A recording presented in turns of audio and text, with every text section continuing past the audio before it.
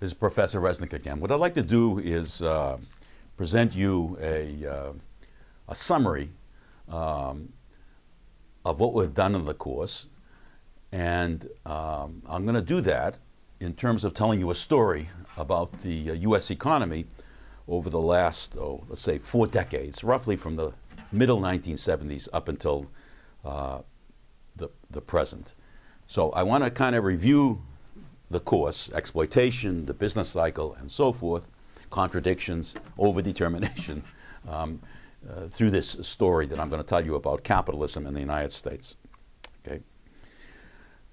Let me start out. We start out in the 1970s with a more or less regulated capitalism.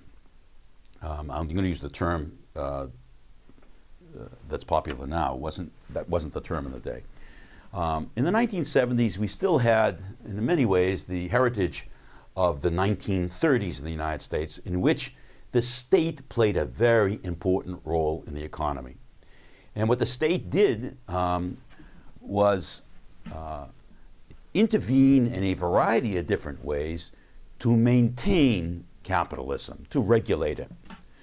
That was partly the lesson of the 1930s, in which, under FDR, Franklin Delano Roosevelt, the state intervened in order to try and get us out of that business cycle. It didn't succeed. It took World War II to do that, but there were major changes which occurred at that moment in time, that the state would play an active role in trying to offset the depression that was occurring in the United States and was threatening the survival of the United States. Secondly, the state played a very, very obviously key role in World War II.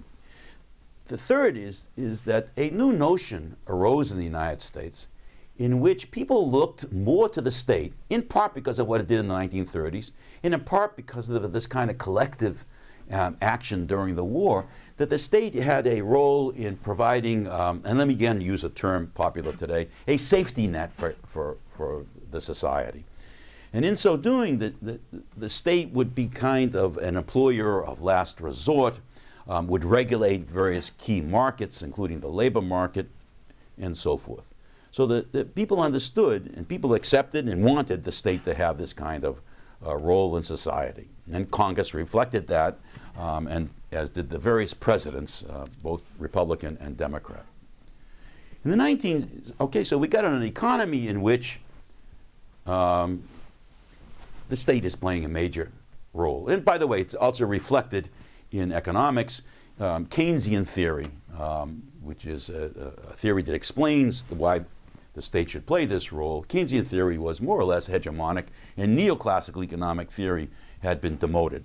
So macro theory was a key understanding in economics profession around the land, and that's what was taught in most universities. It wasn't just as if micro theory wasn't taught, it was taught, but the macro theory and the Keynesian theory had a dominant place. The 1970s also starts, I should say the 1970s is also characterized by the following problem, a major problem. And I'm going to put the problem on the blackboard. The surplus value in American industry was less than the demands on that surplus. So look what we've done here. We've gone right to the Marxian entry point where I began this course. And we're saying, okay, let's make sense of this problem in the United States from a Marxian perspective, which is that the surplus that was being pumped out of the workers was less than the demands on it. Basically, in non-Marxian terms, people understood the mid-1970s, late 1970s, as a severe crisis in American society. It looked as if American capitalism was nearing its end. And people were worried, deeply worried, that our investments in plant and equipment and so forth was falling, our productivity was falling, we weren't able to compete in a variety of different industries with our competitors, the Japanese, the Europeans, the Brazilians, and the Koreans, and so forth. There was a real problem. We were losing our edge in a variety of different industries in which we had superior position after World War II, it was a problem. Okay? In Marxian terms, the problem is such. Okay? And I want to now look at first the right-hand side, then the left-hand side, to explain exactly what this problem was in these value terms. So on the right-hand side, 1, the subsumed class payment to workers via the workers' unions was very large. So maybe I should just add it over here. Helping this inequality on the right-hand side were these payments that the capitalists had to make to the workers. So what this was all about was that the price of labor power was greater than its unit value in industry after industry after industry. And you can ask, okay, why? Well, in many ways, this was the heritage of what happened in the 1930s, the presidency of Franklin Delano Roosevelt, and the various presidents thereafter. It was a period of time in which unions were looked upon favorably. They were strengthened under federal law. There was a culture which was supportive of unions, and all that helped the AFL and CIO in the United States to assume a strong bargaining position in a variety of leading industries: automobile industry, rubber industry, electric industry, and so forth, etc., transportation industry, in which those strong unions were able to get a wage for their workers higher than the unit value. And that was supported by the federal government. Okay?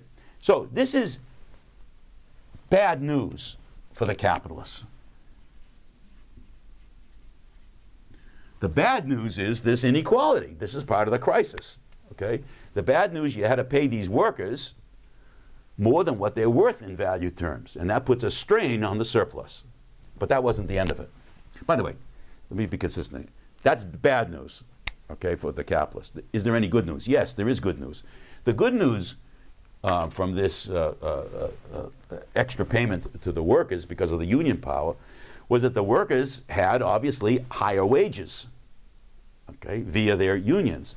And so then the workers could take their higher wages and go out and buy all kinds of consumer goods, which helped the capitalists realize their surplus. So the workers, monopoly position on the selling of labor power, earn them higher incomes. That's a disaster to the capitalists. That's the blackboard. But then the contradiction is there's a good side to the capitalists, which allows the capitalists to realize their surplus because now they can sell the cars and the boats and the homes and so forth to all the workers. So it's always contradictory. You know, for example, you can drive this home. The unions were very strong in certain cities in the Northeast that were producing, Pittsburgh, for example, that were producing all kinds of, producing all kinds of steel in that particular very famous town. Okay. So the workers there had a higher, via the steel workers union, had a higher price of their labor power. That gave them higher incomes.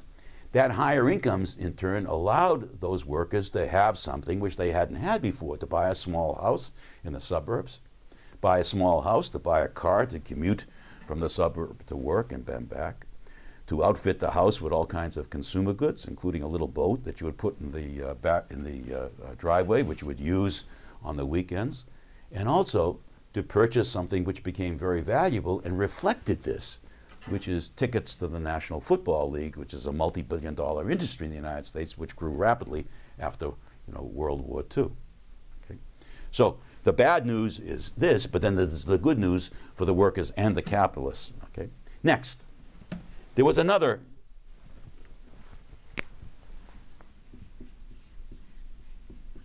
demand on the surplus, which was very large, which was in the form of corporate taxes. Okay? So the second one was the subsumed class payment that had to be paid by the capitalists to the federal government in the form of corporate taxes. Okay? So what that meant was that the capitalists had to take a significant share of their gross profits, the surplus, and pay them to the federal government. How high? If I remember correctly, I think the tax was 0.52. So more than half of the surplus had to be given in terms of a tax payment to the state. That was a disaster. Okay? So not only did you had strong unions, but you had a strong state putting demands on this surplus. So that's bad news for the capitalists. Any good news? Yes, there too it's contradictory, because it is true that the state took a hefty cut of the surplus, but then the state provided an environment in which the capitalists could produce and sell their goods, not just nationally, but globally. That is, if you think about what is the state providing the capitalists, well, the state is providing the capitalists, which is good news for the capitalists, is enormous defense expenditures after the war to fight the Cold War. Okay? And so that means that the capitalists are producing and selling commodities to the state. It's kind of a guaranteed contract that the state is providing by saying to the capitalists, look, you produce the tanks, the weapons, and the tanks, the airplanes, and so forth, etc. We buy, okay? And therefore, the capitalist has less risk than would otherwise, because you're kind of a guaranteed market by selling to the state. And then the capitalists can produce these commodities and realize their sale to the state. So that's a great benefit to the capitalists, but of course the capitalists are paying a tax on that, number one. Number two, the federal government, the U.S. government, provides a kind of, I don't know what to call it, kind of a protective network around the world, enabling the capitalists to sell their goods not just in the States, but every place, because the United States becomes increasingly a hegemonic power after World War II. And so the defense expenditures are not just for a defensive army, but they're for bases around the world, which helps our exports around the world. Third, the state is providing all kinds of new research and development which helps capitalists. You know, everything from computers and computer chips and polio vaccine, jet airplanes, it's endless.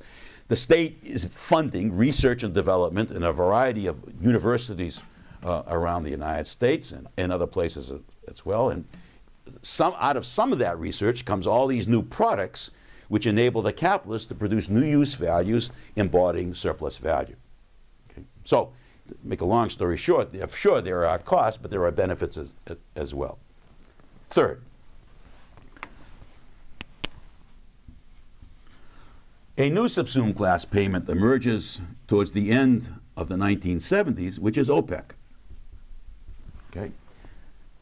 What happens now is that the oil producing state companies organize, they get together, as I think I mentioned to you, in Geneva, and they set a higher price for the barrel of oil. They allocate how many barrels their members will produce, but all of a sudden, that's a oil shock to America, because now we have to pay higher prices for that on those important sea goods, and hence that's another kind, you can think of it that way, as a kind of another tax. Besides the corporate taxes, there's a tax to OPEC. So a new subsumed class payment arises to OPEC, okay? And so you can see in terms of the right-hand side, this is a kind of crisis. There's others, but I'm going to just focus on these. The workers via their unions, the corporate taxes via the state, the higher prices for energy via OPEC. Okay? And the final one. On the left-hand side of the equation, we have a problem, which I mentioned to you, is that American industrial capitalists are losing surplus value to their competitors. So this is a loss of surplus value. This is Professor Resnick again. What I'd like to do is present you a summary of what we've done in the course. And I'm going to do that in terms of telling you a story about the U.S. economy over the last, let's say, 4 decades, roughly from the... Let me start out. We start out in the 1970s with a more or less regulated capitalism. I'm going to use the term that's popular now. That wasn't the term of the day. In the 1970s, we still had, in many ways, the middle 1970s up until the present. So I want to kind of review the course, exploitation, the business cycle, and so forth, contradictions, overdetermination, through this story that I'm going to tell you about capitalism in the United States. Okay? Heritage of the 1930s in the United States, in which the state played a very important role in the economy. And what the state did was intervene in a variety of different ways to maintain capitalism, to regulate it. That was partly the lesson of the 1930s, in which, under FDR, Franklin Delano Roosevelt, the state intervened in order to try and get us out of that business cycle. It didn't succeed. It took World War II to do that, but there were major changes which occurred at that moment in time, that the state would play.